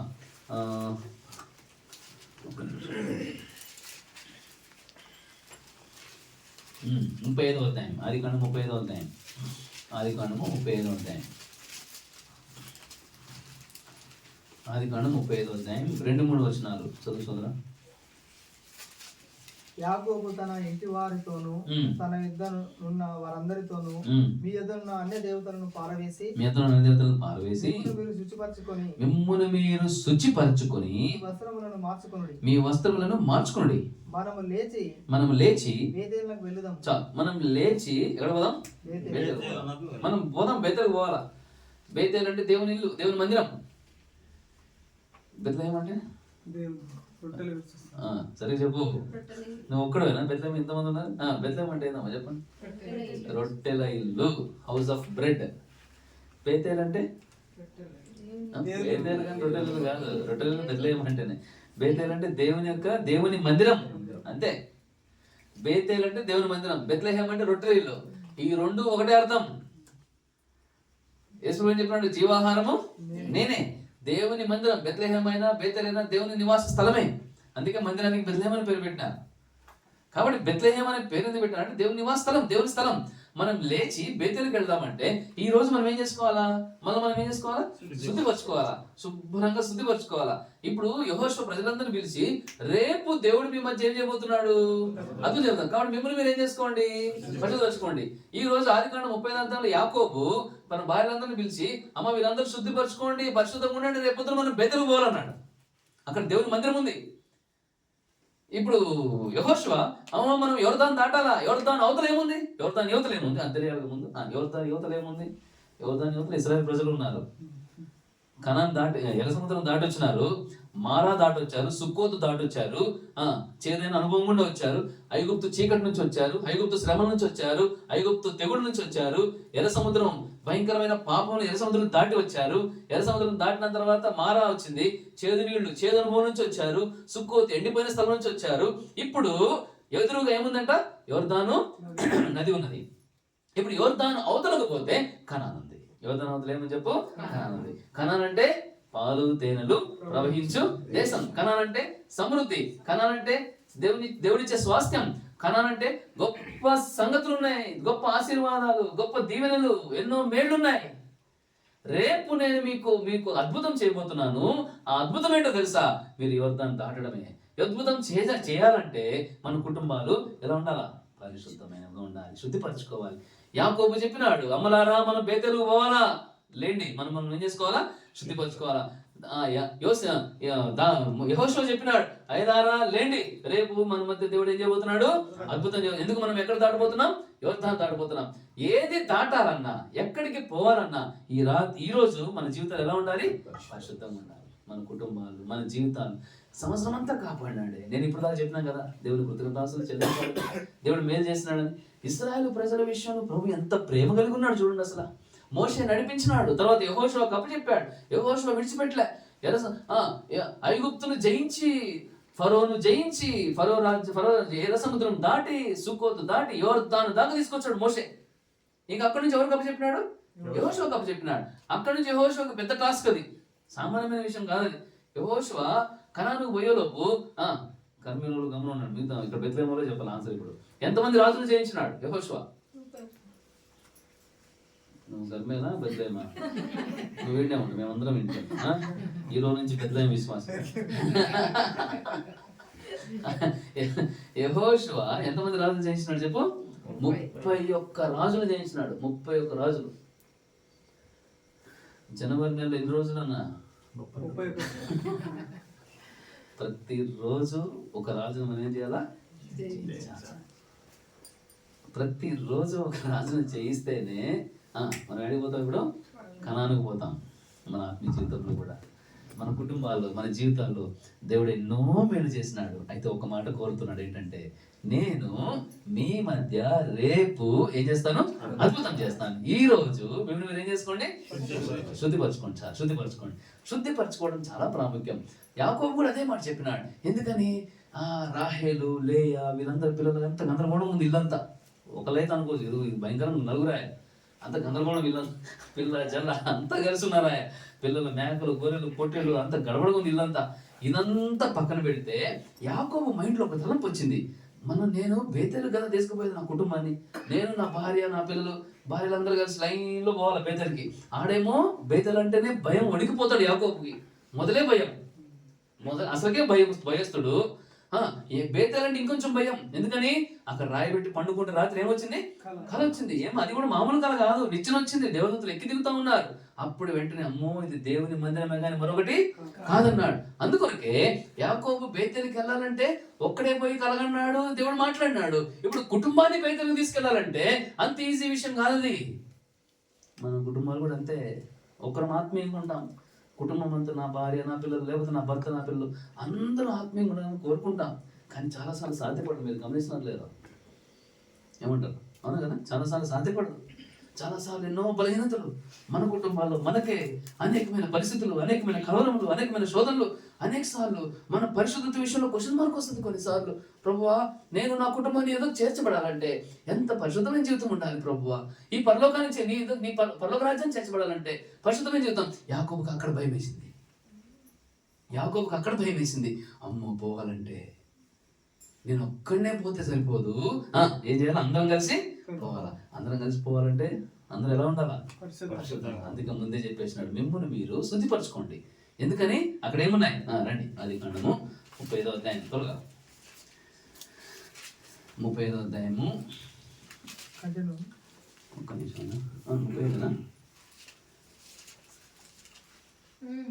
35వ అధ్యాయము 4వ వచనం చదువు. వారు తమ యుద్ధనున్న అన్య దేవతలన్నిటినీ తమ చేతులను పోగులను యాకోబునకు అప్పగింపగా యాకోబు షెకెము దగ్గర ఉన్న మస్తకి వృక్షం కింద వాటిని దాచిపెట్టాడు. యాకోబు షెకెము దగ్గర ఉన్న మస్తకి వృక్షం కింద వాటిని ఏం చేసినాడంట? దాచిపెట్టేసినాడు కదా. దేవుడు ఎంత గొప్ప కార్యం జరిగించినట్టు. అన్ని దాచిపెట్టేసినాడు. అన్ని దాచిపెట్టేసి అప్పుడు బేతేలుకు వెళ్ళి అక్కడ ఏం చేసినాడు చెప్పండి? బలిపీఠం కట్టినాడు. బలిపీఠం కట్టిన తర్వాత ఆ బలిపీఠానికి ఏం పేరు పెట్టినాడు? దేవుడు అక్కడ ప్రత్యక్షమయ్యాడు కాబట్టి ఆ బలిపీఠం నుంచి 7వ వచనంలో ఏల్ బేతేలను పేరు పెట్టిరి. ఏల్ బేతేలు అంటే బేతేలు దేవుడు అని అర్థం. ఏల్ బేతేలు అంటే అర్థం ఏంటి? బేతేలు దేవుడు అంటే బేతేలు యొక్క దేవుడు, దేవుని మందిరంలో ఉండేటువంటి దేవుడు, మాట్లాడే దేవుడు, సజీవుడు అని అర్థం. కాబట్టి ఆ విధంగా మరి పరిశుద్ధ పరచుకోవడం ద్వారానే మనం దేవుని యొక్క రాజ్యంలోనికి ప్రభు దగ్గర చేర్చబడేవారు ఉంటాం. యెహోషువ కూడా మరి పరిశుద్ధ పరచుకుంటేనే రేపు గొప్ప కార్యం చేస్తానంటున్నాడు దేవుడు. యోర్దాను దాటాలంటే సామాన్య విషయం కాదు. 31 రాజుని జయించినాడంటే యెహోషువ పరిశుద్ధమైన జీవితం జీవించాడు. తన ప్రజలందరూ పరిశుద్ధమైన జీవితాన్ని కోరుతూ వచ్చాడు. నలిగిపోయినారు, మునిగినారు, కష్టపడ్డారు, ఇబ్బంది పడ్డారు. 400 సంవత్సరాలు ఐగుప్తులో బాధపడ్డారు. ఎన్నో బాధలు పడుతూ వచ్చారు. 400 సంవత్సరాలు ఎంతో మంది చనిపోయినారు. ఎప్పుడు చూసిన ఇశ్రాయేలు ప్రజలకు అప్పటి నుంచి కూడా ఏం చెప్పండి? శ్రమలే. ఈ రోజు కూడా వాళ్ళకి ఏం చెప్పండి? శ్రమలే. మళ్ళీ ప్రపంచంలో వారంతా జ్ఞానం కలిగిన వారు లేరు. నేను పోయినసారి చెప్పినా మీకు గుర్తుందో లేదు, ఎంత జ్ఞానం కలిగిన వారు. అయితే వారి జీవితాల్లో ప్రపంచంలో ఉన్న జనాభాలో అత్యధికంగా చంపబడిన జనాభా ఎవరంటే ఇశ్రాయేలీలే. అత్యధికంగా చంపబడిన వాళ్ళు అంటే ఇశ్రాయేలీలే. 60 లక్షల మంది చంపబడ్డారు రెండో ప్రపంచ యుద్ధంలో. ఎంతమంది చెప్పు? 60 లక్షల మంది చంపబడ్డారు రెండో ప్రపంచ యుద్ధంలో. చంపడానికి హిట్లర్ ఏం చేశాడంటే, ఇప్పుడు సమయం కాదు సందర్భం, కానీ చాలా చిన్న తలంపు. ఇశ్రాయేల్ ప్రజల్ని హిట్లర్ అనేవాడు ఉన్నాడు, జర్మన్ పరిపాలించిన వాడు. చంపడానికి ఒక్కొక్కరిని చంపుతుంటే బుల్లెట్లు వేస్ట్ అవుతున్నాయని ఒకేసారి 2000 మందిని 3000 మందిని ఒక 600 మంది ఇంత గదిలో ఒక 100 మంది పడతారు. అంతేనా అన్న? 100 మంది పడతారు ఇక్కడ. పట్టరు. కానీ ఈ గదిలో 2000 మందిని కుక్కుతాడు. 1000 మందిని 2000 మందిని ఒకేసారి కుక్కి లోపల కార్బన్ మోనాక్సైడ్ ఏదో గ్యాస్ ఒకటి, ఆ గ్యాస్ని వదిలేసి అట్లా చంపేసినాడు. రెండో ప్రపంచ యుద్ధంలో అట్లా 60 లక్షల మంది యూదులు చంపినాడు హిట్లర్. 60 లక్షల మంది యూదులు చంపేసినాడు. ఒకేసారి పుడుకోబెట్టి పెద్ద గొయ్యి మాదిరి పొడుగ్గా దువ్వి 1-2 మందిని అట్లనే దాంట్లో పుడుకోబెట్టి సజీవ సమాజం చేసినాడు. అంత భయంకరమైన శ్రమను అనుభవించారు యూదులు, ఇశ్రాయేలు ప్రజలు. అంత బాధను అనుభవించారు, అంత శ్రమ, అంతమంది చంపబడ్డారు. ఎప్పుడు వారికి శ్రమలే. అయితే ప్రభు మాత్రం వాగ్దానం ఇస్తున్నాడు వారికి, నేను స్వాస్థ్యం ఇస్తా, మీరు వేచి ఉండండి, మీకు స్వాస్థ్యం ఇస్తాను ప్రభు వేచి ఉన్నాడు. కాబట్టి ప్రభు ఎంత గొప్ప దేవుడు అంటే వారి పట్ల ఒక వాగ్దానం కలిగి ఉన్నాడు, వారి పట్ల నెరవేర్చడం కొరకాయ. ఆ వాగ్దానం ఈరోజు మనం నెరవేర్చాడు యేసు ప్రభు ద్వారా. మనం ఆ విధంగా చంపబడలే, మనం ఆ విధంగా ఊచకోతకు భయపడలేదు, మనం ఆ విధంగా నశించబడలేదు. నశించిపోకుండానే యేసు రక్తంతో మనల్ని విమోచించి మన పాప నుంచి విడిపించి మనకు ఒక వాగ్దానం ఇచ్చి, మీ మధ్య నేను అద్భుతాలు చేస్తా, కానీ మిమ్మల్ని మీరు ఎట్లా ఉంచుకోవాలా? పరిశుద్ధంగా ఉంచుకోవాలి అని ప్రభు కోరుతూ ఉన్నాడు. పరిశుద్ధంగా ఉండే ద్వారా దేవుడు మనకు ఎన్నో ఆశీర్వాదాలు అనుగ్రహించేవాడు ఉంటాడు, తన ప్రజలకు మేలు చేస్తాడు. 149వ కీర్తన చూడండి ఒక మాట దయచేసి.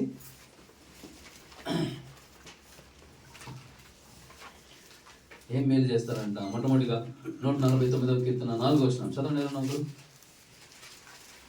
యెహోవా తన ప్రజలందు ప్రీతి గలవాడు, ఆయన దీనులను రక్షణతో అలంకరించాడు. యెహోవా తన ప్రజలైంది ఏం గలవాడంట? ప్రీతి. తన ప్రజలను దేనితో అలంకరిస్తాడంట? రక్షణతో అలంకరిస్తాడు. ఇది గొప్ప ఆశీర్వాదం. పరిశుద్ధమైన జీవితంతో కలిగి ఉన్న మనల్ని దేవుడు రక్షణతో అలంకరిస్తాడు. రక్షింపబడిన వారు అలంకరింపబడతారు, రక్షింపబడిన వారు సౌందర్యంగా ఉంటారు, రక్షింపబడిన వారు ఆత్మీయంగా ఉంటారు, రక్షింపబడిన వారు ప్రభు కొరకు జీవిస్తారు. కాబట్టి ఈ మధ్య దైవజనుడు ట్రైన్లో పోతా ఉంటే ఒక అద్భుతమైన ఎదురుగా ఒక మంచి ఉన్నతమైన స్థానంలో ఉన్న ఆయన కూర్చున్నాడు అక్కడ. ఆయన అంతా చాలా క్లాస్గా ఉన్నాడు, మనిషి భలే క్లాస్గా ఉన్నాడు. ఆయన సంచులు అన్ని బాగా బ్రాండెడ్ వస్తువులు ఉన్నాయి, చాలా హైఫైగా ఉన్నాడు బాగా. ఈ దైవజనుడు ఎట్లయినా సువార్త చెప్పాలి ఆయనకి. కానీ ఈ రోజుల్లో సువార్త చెప్తే కొడుతున్నారే, ఏదో ఒకటి చేస్తారు, మళ్ళీ లేని పోని గడవడైతే ట్రైన్ అంతా గొడవ చేస్తారు, అందరు కలిసి నన్ను కొడతానేమని భయపడతా కూర్చున్నాడు. ప్రార్థన చేసుకున్నాడు, ప్రభువా ఈయనకు సువార్త చెప్పాలి. ఆయన చూస్తేనేమో చాలా హై లెవెల్లో ఉన్నాడు మనిషి. ఆయన కట్టు బట్ట, ఆయన కొన్న వస్తువులు కూడా బ్రాండెడ్ వస్తువులు అన్నీ కూడా. అబ్బో ఈయనకు చెప్పాలంటే కష్టమే అనుకున్నాడు, ప్రార్థన చేసుకుంటున్నాడు ఎట్లయినా చెప్పాలని చెప్పి. అనగానే ఇంకా ఈయనేమో దేవజనుడు ఆయనే చూస్తున్నాడు, ఊరుకూరుగడ చూస్తుంటే ఆయన కూడా ఈయన చూస్తున్నాడు. ఇంకా చూపులు కలిసినాయి, ఒకసారి తక్కువ చూపులు కలిసి హాయ్ అన్నాడు. ఆయన అన్నాడు హాయ్ అన్నాడు. ఆయన కానీ హాయ్ ఏమండి యువర్ వర్కింగ్, మీరేం చేస్తుంటారని అడిగాడు దేవజనుడు. అడగానే ఆయన పెద్ద స్థానంలో ఉన్నాడు, అది చెప్పేసినాడు. చెప్పగానే ఆయన అడిగాడు మీరేం చేస్తుంటారంటే, నేను మళ్ళీ ఎట్ట చెప్పాలా, మళ్ళీ క్రైస్టియన్ పాస్టర్ని అని అంటే మళ్ళీ లేనిపోయింది తలకాయ అని చెప్పి నేను జీవము గల దేవుని సేవకుడు అన్నాడు తెలుగులో. జీవము గల దేవుని సేవకుడు అనగానే అవునా అర్థం కాలేదన్నాడు ఆయన. అర్థం కాలేదంటే అవునా అర్థం కాలేదా, నేను యేసు ప్రభుని నమ్ముకున్నాను అని చెప్పినాడంట. నేను యేసు ప్రభుని నమ్ముకున్నాను అంటే నువ్వు క్రిస్టియన్వా అని అంట. ఓ నేను క్రిస్టియన్ని, కానీ చిన్నప్పటి నుంచే క్రిస్టియన్ని, కానీ యేసు ప్రభుని నమ్ముకున్నాక నిజమైన క్రిస్టియన్ అన్నాడు. అదేంది క్రిస్టియన్ అంటే అంతా ఒకటే కదా? లేదు, అందరూ క్రిస్టియన్స్ పరలోకానికి వెళ్ళారు, యేసు ప్రభుని నమ్ముకున్న క్రిస్టియన్సే పరలోకానికి వెళ్తారని చెప్పినాడు. అనగానే నేను క్రీస్తు నాలో లేడు, ఒకప్పుడు నేను క్రిస్టియన్గా పుట్టాను, నా పేరు క్రిస్టియన్ పేరే, కానీ నాలో క్రీస్తు లేడు, ఊరికే క్రిస్టియన్ అంతే నేను. అయితే యేసు ప్రభుని ఎప్పుడైతే నమ్ముకున్నానో, యేసు ప్రభు రక్తంతో కడగబడ్డానో, నా పాపాలు ఎప్పుడైతే ఒప్పుకున్నానో, అప్పుడు నేను నిజమైన క్రైస్తవుని అయ్యాను. క్రిస్టియన్ అనేది ఒక మతం, నేను ఆ మతానికి చెందినవాడిని కాదు, నేను యేసు ప్రభు అనే మార్గంలో ఉన్నవాడిని అని చెప్పి తన గురించి తను పరిచయం చేసుకుంటే ఏం చెప్పేసినాడు, చెప్పేసరికి ఓకే బాయ్ అని చెప్పేసినాడు. కాబట్టి ఈ దినాల్లో సువార్త చెప్పడం చాలా కఠినమైంది. అయినప్పటికీ కూడా మనం ప్రభు గురించి చెప్పడం ఏంటి? క్రిస్టియన్ అంటే రక్షణతో అలంకరింపబడ్డాం, మనం పరిశుద్ధులం. ఎట్లా పరిశుద్ధత వచ్చింది? యేసు రక్తంతో కడగబడ్డాం. యేసు రక్తము ప్రతి పాపమును కడిగి మనం ఏం చేస్తుందంట? పవిత్రంగా చేస్తుంది. మనం పవిత్రంగా చేయబడ్డాం. అందుకనే నేడు మీ మధ్య అద్భుతం చేయాలంటే మీరు ఎలా ఉండాలి? పరిశుద్ధపరచుకోవాలి. పరిశుద్ధపరచుకోవడం అంటే రక్షింపబడిన అనుభవం ఉండాలి ఎప్పుడు కూడా. అది గొప్ప ఆశీర్వాదం అనుకోవచ్చు. ఏంటంటే దీనులకు దేవుడిచ్చే గొప్ప ఆశీర్వాదం మొట్టమొదటి ఏంటంటే రక్షణతో దేవుడు ఏం చేస్తాడంట? అలంకరిస్తాడంట. ఈ అలంకారం ఎలాంటి అలంకారం అంటే, పెళ్లికి అలంకరించబడతాం, సాయంత్రానికి మొత్తం ఏమవుతాం? అంత తీసేయాల్సిందే. నువ్వు తీసిన దీపాన్ని మొహం జిడ్డు కారుతాను ఉంటుంది, మళ్ళీ సబ్బుతో కడగాల్సిందే. అవునా కాదా? ఏదైనా శుభకార్యాన్ని పోతాం, అలంకరించుకుంటాం, సాయంత్రానికి తీసేయాల్సిందే. పెళ్లి కొడుకైనా అలంకరింపబడతాడు, సాయంత్రానికి మొత్తం పెళ్లి కూతురైనా అలంకరించబడి తీసేయాల్సిందే. నువ్వు ప్రైమ్ మినిస్టర్ని కలవడానికి వెళ్ళి అలంకరించుకున్నా కూడా సాయంత్రానికి మొత్తం తీసేయాల్సిందే. అయితే యేసు ప్రభు అలంకరిస్తే ఎవ్వరూ తీసేయలేరు. చెప్పండి, యేసు ప్రభు అలంకరిస్తే ఎవరు కూడా, ఆ అలంకారం పేరేంటి చెప్పండి? రక్షణ. కాబట్టి ఆ అలంకారం ఎవరినూ తీసివేయలేనటువంటి గొప్ప రక్షణ చేత ప్రభువుని ఏం చేస్తాడంట? అలంకరించేవాడుగా ఉంటాడు. అట్టి గొప్ప రక్షణ ఇచ్చి అలంకరించేవాడుగా ఉంటాడు గొప్ప దేవుడు ఆయన. కాబట్టి మన జీవితాల్లో గొప్ప రక్షణను, ఆశీర్వాదం అనుగ్రహించే దేవుడుగా ఉంటూ వచ్చాడు. కాబట్టి మనం కూడా దీనులమై ప్రభు దగ్గరకు చేరినట్లయితే ఆయన మనల్ని అలంకరిస్తాడు, పరిశుద్ధతలో నడిపిస్తాడు, పరిశుద్ధతలో జీవించినట్టుగా ప్రభు మనకు సహాయం చేసి జీవింపజేసే దేవుడుగా ఉంటూ వస్తాడు అనమాట. కాబట్టి మనం ఏం చేయాలా? దీనులమై ఉండాలి, దీనత్వం కలిగి ఉండాలి, దీనులమై ఉండాలి. యేసు ప్రభు దగ్గర శిష్యులు లూకాసు వార్త 5వ అధ్యాయంలో ఏం చేస్తున్నారు చెప్పండి? లూకాసు వార్త 5వ అధ్యాయంలో ఒక మాట చూడండి దయచేసి. లూకాసు వార్త 5వ అధ్యాయం.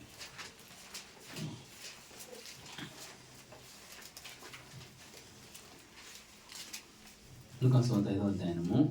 రాత్రి అంతా ప్రయాసపడ్డారు కదా ఈ సంగతి తెలుసు కదా మనకి. రాత్రి అంతా ప్రయాసపడ్డారు, కానీ ఏం దొరకలేదు వాళ్ళకి? చేప దొరకలే. ఇంకొంచెం లోపలికి ఏమన్నాడు ప్రభు వారు? ఇంకా అప్పుడు ఏం చేసినారంట?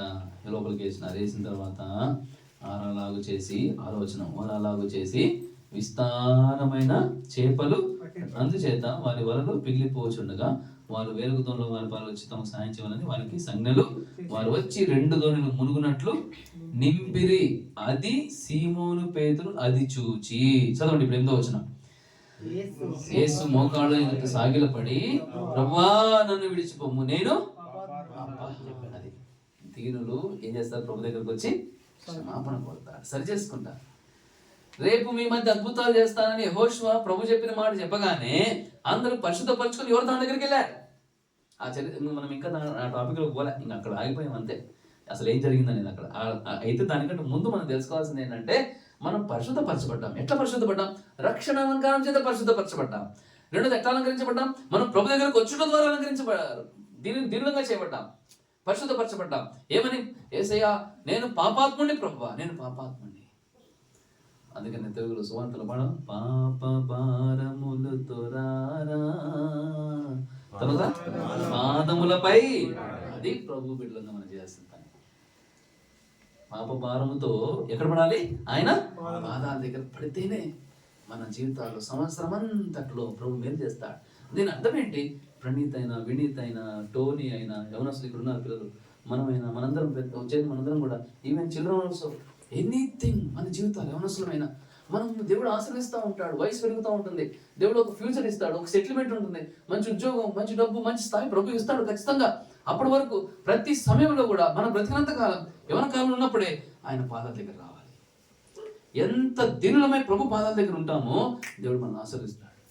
కానీ మనలో కొంతమంది, చాలా మంది లోకంలో ఎట్లా ఉందంటే, దేవుడు కొంచెం ఆశీర్వదించినాడు, లేకపోతే కొంత వాక్యం ఎక్కువ తెలిసి, లేకపోతే ఇంకేం తెలిసిన ఇంక మన భూమి నిలమ, ఇంకా అబ్బే అసలు నిలిచేది లేదు. ఇంకా దేవుడు ఏం చేస్తాడు చెప్పండి? మళ్ళీ కూర్చోబెడతాడు, ఖచ్చితంగా కూర్చోబెడతాడు. అందుకనే పాప భారముతో రావాలి. ఎక్కడ పడాలా? సీమోను పేతురు ఆ చేపలన్నీ చూసి ఏమైపోయినాడు? అయ్యో నేను పాపాత్ముడు. ఎందుకు పాపాత్ముడు? నాకున్న జ్ఞానముతో చేపలు పట్టొచ్చు అనుకున్నాడు, కానీ యేసు ప్రభు లేకపోతే చేపలు పట్టలేననే సంగతి మర్చిపోయాడు. అర్థమైందా? నాకున్న తెలివితో నేను ఏమైనా చేయగలను అనుకున్నాడు, కానీ యేసు ప్రభు లేకపోతే నేనేమి చేయలేను. యేసు ప్రభు ఉంటేనే 2 పడవలు చేపలు ఏమైపోయినాయి? మునిగిపోయినాయి. అప్పుడు ఒప్పుకున్నాడు పాపం. కాబట్టి మన జీవితానికి చాలా ప్రాముఖ్యమైనటువంటి సంగతి. దీనులకు దేవుడిచ్చే గొప్ప ఆశీర్వాదము అలానే ఉంటుంది. కాబట్టి మనము ఆయన సన్నిధికి రావాలి, అది గొప్ప ఆశీర్వాదం. అప్పుడు దేవుడు మళ్ళీ ఏమంటాడు? నేను విడిచిపెట్టను. హోషేయ గ్రంథం అంటాడు కదా అన్నమాట. హోషేయ గ్రంథంలో అన్నమాట 14వ అధ్యాయంలో, హోషేయ గ్రంథము 14వ అధ్యాయం, హోషేయ గ్రంథము 14వ అధ్యాయము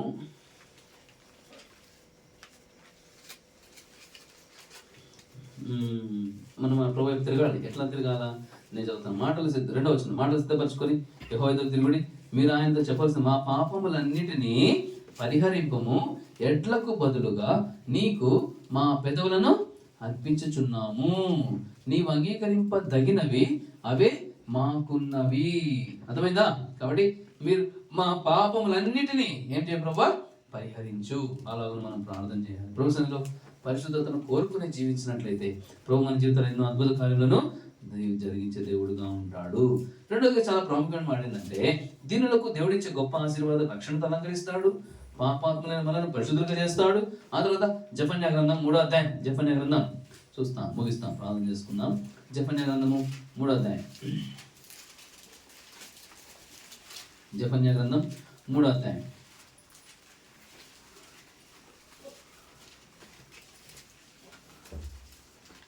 12వ వచనం. జెఫన్యా 3:12. దుఃఖితులకు దీనులను యెహోవా నామమును ఆశ్రయించు జనశేషముగా నీ మధ్య నుండనిత్తును. దీనులను అంటే దుఃఖముతో బాధలో ఉన్న దీనులను ఆదరిస్తాడంట. అంటే వాడు ఏం చేస్తాడు? జనశేషముగా నీ మధ్య ఉంచుతానంటున్నాడు. అంటే దీనులను విడిపిస్తాడు. మన దుఃఖములో, మన బాధల్లో, ఈ సంవత్సరం అంతట్లో కూడా దేవుడు చేసే అద్భుత కార్యాల్లో మన దుఃఖములో, మన బాధల నుంచి దేవుడు ఏం చేస్తాడు? విడిపిస్తాడు. దీనులకు దేవుడిచ్చే గొప్ప ఆశీర్వాదాలు ఎన్నో ఉంటాయి. దీనులను విడిపిస్తాడు. కీర్తన 72 రాయబడింది, దీనులను విడిపించునని చెప్పి రాయబడతా వచ్చింది. ఆయన దీనులను విడిపించి నడిపించేవాడుగా ఉంటాడు. అంత మాత్రమే కాదు, ఆయన మేలు చేసేవాడుగా ఉంటాడు. చాలా ప్రాముఖ్యమైన సంగతి. కాబట్టి దీనులను మేలు చేసి దీవించి దుఃఖితులను ఆదరించే దేవుడుగా కూడా ఉంటాడు. ఆదరిస్తాడు కూడా. ఆయన సన్నిధిలో యథార్థంగా బ్రతకాలి. ఆయన సన్నిధిలో పరిశుద్ధత లేకుండా ఉంటే ప్రభు కనిపెట్టేస్తాడు. ఇది ముఖ్యమైన మాట. పరిశుద్ధత లేకపోతే ప్రభు ఏం చేస్తాడు చెప్పు? కనిపెట్టేస్తాడు. ఆయన కనిపెట్టినప్పుడు, మన పరిశుద్ధత విషయంలో ప్రశ్నించినప్పుడు ఎక్కడ పోతాం? ఆయన ఆదరించాడే దేవుడే. అయితే ఆయన విషయంలో నమ్మకంగా జీవించాలి, బ్రతకాలి. అద్భుత కార్యాలు చేస్తాడు కుటుంబ విషయంలో. గత సంవత్సరం అంతా మేలు చేస్తాడు, ఈ సంవత్సరం కూడా అద్భుతములు చేస్తాడు. రక్షణ అలంకరించాడు. పాపాత్మలో ఆయన దగ్గర వచ్చినప్పుడు, దీనిలో ఉన్నప్పుడు ఆశీర్వదించినాడు. అన్ని పరిస్థితులు మేలు చేస్తూ వచ్చినాడు. దుఃఖంలో ఉన్నప్పుడు ఆదరించాడు. ఈ సంవత్సరం కూడా దేవుడు ఆ విధంగా ఆదరించును గాక. ఈ సంవత్సరం దేవుడు మేలు చేయను గాక. పరిశుద్ధత విషయంలో ప్రభు ఎంతో ఖచ్చితంగా ఉంటాడు. అందుకొరకే ఒక ఆయన ఏం చేసినాడు, ఒక ఆమె ఏమి చేసినాడు? యెరోబోము కదా, భార్యను పంపిస్తాడు. ఎక్కడ పంపిస్తాడు? అహియా ప్రవక్త దగ్గరికి. ఎట్లా పంపిస్తాడు? మారు వేషంతో పంపిస్తాడు. మారు వేషంతో పంపిస్తే మా సందర్భం తెలిసిన అందరికీ ఒక మాట చూడండి, అమ్మ చదువుదాం ఒకసారి, అది చూసుకొని ప్రార్థన చేసుకున్నాం.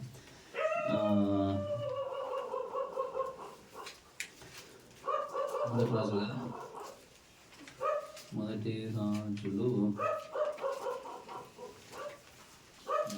14వ అధ్యాయం.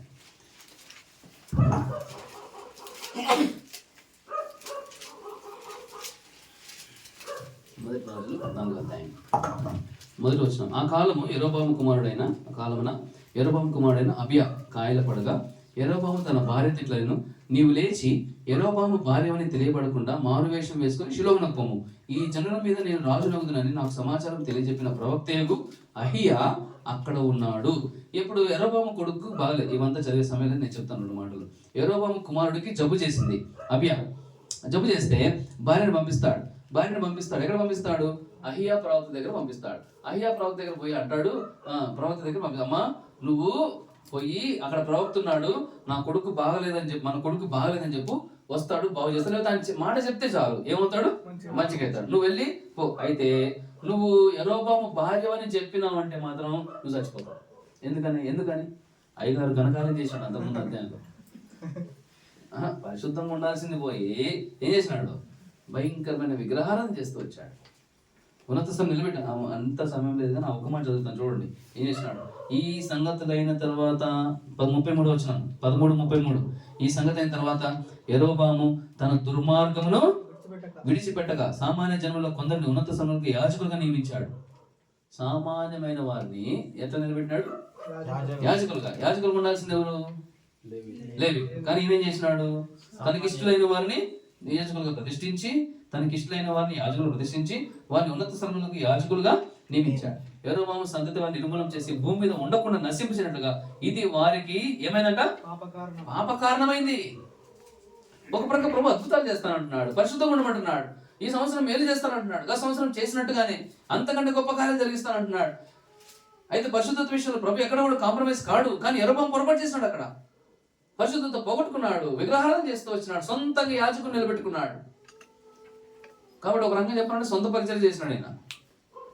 ఉన్నత స్థలం మీద నిలబెడుతూ వచ్చినాడు. ఎంతో పొరపాటు చేసేసినాడు. అందుకొరకే అర్థమైపోయింది. ఇప్పుడు కనుక నువ్వు నా భార్యవని యరొబాము భార్యని పోతే మాత్రం మన కొడుకు బాగుపడ్డు కాదు కదా, చచ్చిపోతాడు. నువ్వు అపని చేయబాక, నువ్వు వెళ్తే మారువేషం వేసుకొని వెళ్ళు, అప్పుడు ఆదరిస్తాడు నేను అనుకున్నాడు. ఆదరిస్తాడని పోతే 14వ అధ్యాయంలోకి వచ్చేసరికి ఇదంతా ఇంటికి వెళ్ళిన తర్వాత చదువుకోండి. ఒకే ఒక్క మాట అంటాడు, చూడండి దయచేసి. ఒకే ఒక్క మాట ఏమంటాడు? అంతలో చూడండి 6వ వచనం. అంతలో అహియా ద్వారం లోపలికి వచ్చి ఆమె కాలి చప్పుడు విని ఆమె ఇట్లా యరొబాము భార్య లోపలికి రా అయిపోయా. ఈమె పాపం ఎంత మారువేషం వేసుకుందో, డ్రెస్ మార్చిందో, మేకప్ వేసుకుని అన్ని వేసుకుని పోయి ఉంటుంది. పాపం ఉన్న విషయం, అసలు విషయం సంగతి ఏంటంటే ఈమె పిచ్చిది కాకపోతే ఆయన కళ్ళు కనపడం అన్న సంగతి తెలియదు ఈమెకి. ఇప్పుడు అసలు ఆయన మామూలుగానే కళ్ళు కనపడవు, పెద్ద అయిపోయి కళ్ళు కనపడవు ఆయనకి. ఏ వేషం వేసుకుంటే ఏమైంది గుర్తుపడతాడా? కానీ ఎవరున్నారా పైన? ఆయన చెప్తున్నాడు, అయ్యా ముందు వచ్చిన ఇంటికి చదువుకోండి. అయ్యా అదిగో నాయన ఒక ఆమె వస్తుంది నీ దగ్గరికి, యరొబాము భార్య మారు వేషం వేసుకొని ప్రభు చెప్పేసినాడు. ప్రభు ఎందుకు చెప్పాలా? అంతలోకి కాసేపు ఉండొచ్చు కదా. ప్రభు చెప్పేసినాడు, యరొబాము భార్య వస్తుంది, అదిగో మారు వేషం వేసుకొస్తుంది. నేను చెప్పింది చెప్పు అంతే, నీ సొంతగా ఏం చెప్పొద్దు. నేను చెప్పింది చెప్పు అంతే. అమ్మ యరొబాము భార్య కాలి చప్పుడు విని చెప్పేసినాడు. కాలి చప్పుడు విని యరొబాము భార్య లోపలికి రా అన్నాడు. షేక్ అయిపోయి ఉంటుంది బాడీ అంతా, ఆ బాడీ షేక్ అయిపోయి ఉంటుంది. అయ్యో ఎట్లా కనుక్కున్నాడు? పోయి చెప్పుకో. తర్వాత సంగతి అంతా ఇంకా ఇప్పుడు సందర్భం కాదు. అయితే ఎందుకు చెప్తాను ఈ మాట, ఎందుకు గుర్తు చేస్తున్నా అంటే, దీనులను దేవుడు ఆదరిస్తాడు, దేవుడు దీవిస్తాడు, దేవుడు ఆశీర్వదిస్తాడు. పరిశుద్ధమైన జీవితం జీవించాలని కోరుతున్నాడు. రక్షణకు అలంకరించాడు. పాపాత్మమైన మనం ప్రభు పాదం మీద పడినప్పుడు దీవించాడు, రక్షించాడు, అద్భుతములు చేశాడు. ఏం అద్భుతాలు! ఒక పడవ కాదు, 2 పడవలు నిండా ఏమి నింపాడు? చేపలు నింపినాడు. కాబట్టి గత సంవత్సరం నింపిన దేవుడు ఈ సంవత్సరం కూడా నింపుతాడు. అయితే ఆయన కోరేది ఏంటి? పరిశుద్ధత. కాబట్టి మన కుటుంబాలు, మన పిల్లలు, మన సంఘం, మన విశ్వాస జీవితం, సేవకులమైన మేమైనా, మీరైనా, ఎవరమైనా మనం జీవితం ఆత్మీయంగా ఉండాల్సిందే. ప్రభు కొరకు నమ్మకంగా ఉండాల్సిందే. ఎన్నో పరిస్థితులు వస్తాయి, శరీరం బలహీనమైంది, ఎన్నో పరిస్థితులు వస్తాయి, ఎన్నో శోధనలు వస్తాయి, ఎన్నోసార్లు మనం పడిపోయే పరిస్థితులు వస్తాయి. లేదు ప్రభువా, పాప భారముతో ఎక్కడ పడాలి? పాదములపై పడాలి. ఈ మాట ఎప్పుడు వాడుకోవాలి. మనం అందరికి వాడినిపిస్తాం సువార్త చెప్పాలి, మనం వాడుకోవాలి ముందు. ప్రభువా, పాప భారంతో వచ్చాను ప్రభువా, నీ పాదముల మీద పడుతున్నాను ప్రభువా, ప్రతి దినము నన్ను ఏం చేయి? పరిశుద్ధపరచు. మిమ్మల్ని మీరు ఏం చేసుకోమన్నాడు? పరిశుద్ధపరచుకోండి. మన విశ్వాస జీవితంలో ప్రభు కొరకే మనం పరిశుద్ధంగా ఉంటే మన జీవితాన్ని దేవుడు ఎంతగానో ఆశీర్వదించి మన క్రైస్తవ జీవితంలో ప్రభు మేలు చేసేవాడు ఉంటాడు. ఈ వాగ్దానం ఎంత గొప్పది. అయితే యెహోషువ గ్రంథం 3వ అధ్యాయం 5వ వచనంలో రేపు మీ మధ్య ఏం చేస్తానన్నాడు? రేపు అనే మాట ఆనందం మన గృహంలో. ఇక రేపు అంటే రోజు, ప్రతిరోజు. అదేవిధంగా ఈ గృహ కూడికలో అన్న కుటుంబంలో కానీ, పిల్లలకు కానీ అన్న చేస్తున్న ప్రతి పనిలో, ఆరోగ్య విషయంలో, బిడ్డల విషయంలో, అక్క విషయంలో, కుటుంబ విషయంలో, అన్ని విషయాల్లో దేవుడు అద్భుతం చేయను కాక. అదేవిధంగా చేరవలసిన మన అందరి జీవితాల్లో దేవుడు అద్భుతం చేసే దేవుడు ఉన్నాడు, ఆశీర్వదించే దేవుడుగా ఉన్నాడు. అందుకంటే ప్రాముఖ్యంగా వాగ్దానం ఇచ్చి నెరవేర్చే దేవుడుగా ఉండవచ్చు. ఆ విధంగా కుటుంబాన్ని దేవుడు దీవించి ఆశీర్వదించును కాక. రండి ప్రార్థన చేసుకుందాం. ఏమైనా ప్రార్థన చేయాలన్నా మైక్ వాళ్ళకి.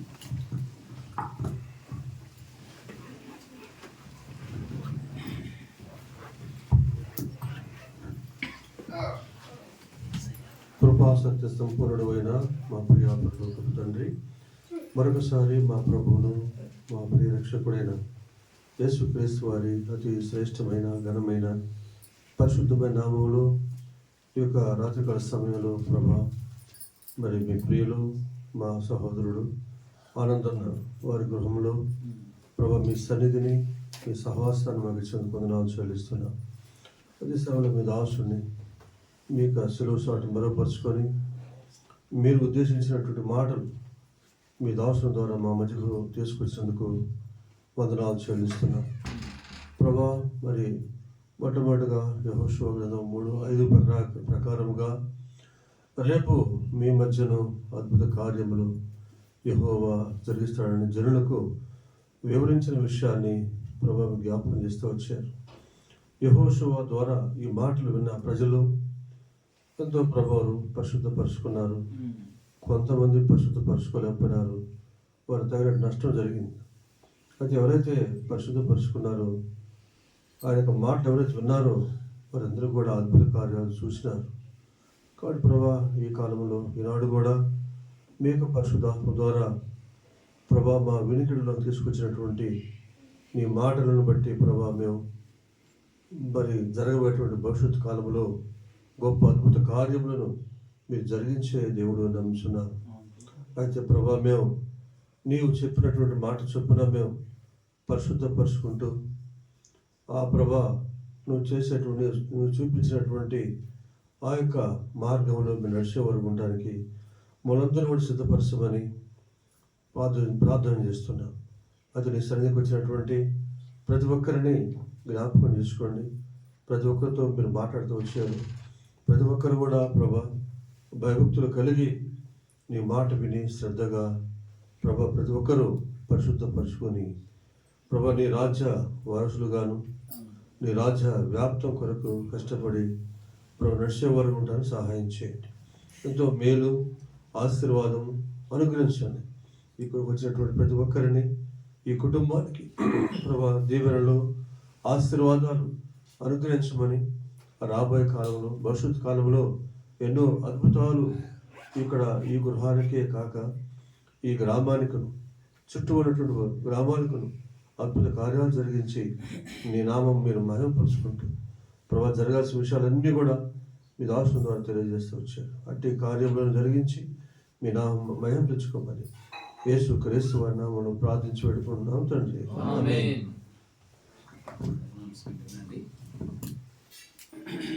రేపు సాయంకాలము కంబైన్డ్ యూత్ మీటింగ్ మన శంషాబాద్లో బేతేల్ ప్రార్థనా మందిరంలో భాస్కర్ అని శంషాబాద్లో బేతేల్ ప్రార్థనా మందిరంలో రేపు సాయంకాలం కంబైన్డ్ యూత్ మీటింగ్ ఉంటుంది. యవనస్తులందరూ రండి, యవనస్తులందరూ రండి, కారు తీసుకొని వచ్చేసేయండి. మీరు మిగతా వాళ్ళు కూడా రండి, సిస్టర్స్ కూడా రండి కొంతమంది. ఎందుకంటే ఫస్ట్ టైం జరుగుతుంది అక్కడ, చిన్న సంఘం అది మనలాగానే, అది కూడా రేపులే చిన్న సంఘం అది, వాళ్ళు ఫస్ట్ టైం పెట్టుకుంటున్నారు. కాబట్టి అందరూ 5:30 కల్లా 5 బయలుదేరితే మంచిది. 5:36 లోపే స్టార్ట్ అవుతుంది, త్వరగా వచ్చేసేయచ్చు, ఫోన్ చేసుకొని త్వరగా వచ్చేయచ్చు. యవనస్తుల మీటింగ్ యవనస్తులందరూ రండి, పోగొట్టుకోవద్దు. సాయంత్రం పూట వారం అంతా బిజీగా ఉంటాం కదా, యూత్ మీటింగ్ పోగొట్టుకోవద్దు, ప్లీజ్ కమ్. తర్వాత మరి ఇక్కడ భువనగిరిపల్లి పరిచయం కోసం రేపు కోసం ప్రార్థన చేయండి. రేపు నాన్నగారు వస్తారు, పరిచయం కోసం ప్రార్థన చేయండి. మందిరం పని కొరకు కూడా ప్రార్థన చేయండి. సంవత్సరం ప్రభుత్వమైతే ఈ సంవత్సరంలో మనం డెడికేషన్ చేసుకోవడానికి అన్ని పనుల్లో ప్రభు సహాయం చేయనట్టుగా ప్రార్థనలో జ్ఞాపకం పెట్టుకోండి. నా ఆపరేషన్ కొరకు మీ అందరూ ప్రార్థన చేసినారు, సహకరించారు. మీ అందరూ ప్రార్థనలకు ఎంత వందనాలు. దేవుడు కృప చూపించినాడు, ఫాస్ట్గా రికవర్ అవడానికి కూడా ప్రభు సహాయపడుతున్నాడు. మరి భవిష్యత్తులో కూడా మంచి ఆరోగ్యంతో దేవుని పనిచేయటకై ప్రభు సహాయం చేయనట్టుగా మా కొరకు మీ ప్రార్థనలో జ్ఞాపకం పెట్టుకోనండి. ఇప్పుడు వాగ్దానాలు మరి చదువుదామా, లేట్ అవుతా? 9:30 అయింది. ఈసారి మళ్ళీ వద్దాం ప్రభుత్వం అయితే, ఇంకోసారి వస్తాను మళ్ళీ నేను ప్రభుత్వం అయితే. ఈసారి వచ్చినప్పుడు చదువుతాం, లేట్ అయిపోయింది కాబట్టి. ఆదివారం మళ్ళీ త్వరగా వెళ్ళాలి, 9:30 అయిపోయింది కాబట్టి మరి దయచేసి పరిచయం కోసం ప్రార్థన చేయండి. ఆశీర్వాదంతో ముగించుకుందాం.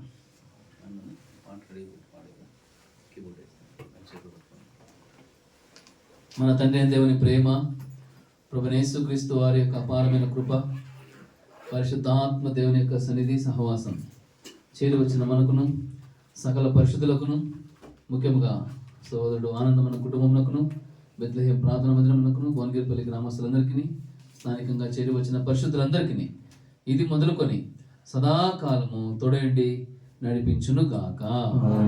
ఆమేన్. ప్రేమామృతధారల చిందిన మన యేసుకు సమమెవరు? ప్రేమామృతధారల చిందిన మన యేసుకు సమమెవరు? ప్రేమయే తానై నిలచి ప్రేమోక్తులనే పలికి, ప్రేమయే తానై నిలచి ప్రేమోక్తులనే పలికి, ప్రేమతో ప్రాణము పెట్టి, ప్రేమతో ప్రాణము పెట్టి, ప్రేమనగరికి చనియే ప్రేమామృతధారల చిందిన యేసుకు సమమెవరు? ప్రేమామృతధారల ఆయన యేసుకు సమమెవరు? బోలో ఖుదావైన యేసు మసీహ్కి హల్లెలూయా. అందరికీ ప్రైజ్ లార్డ్. ఆనందమైన కుటుంబం కోసం కూడా ప్రార్థన చేయండి. వారి పనులు, బాధ్యతలు, ఆరోగ్యం కొరకు ప్రార్థనలో జ్ఞాపకం పెట్టుకోండి. Praise lord.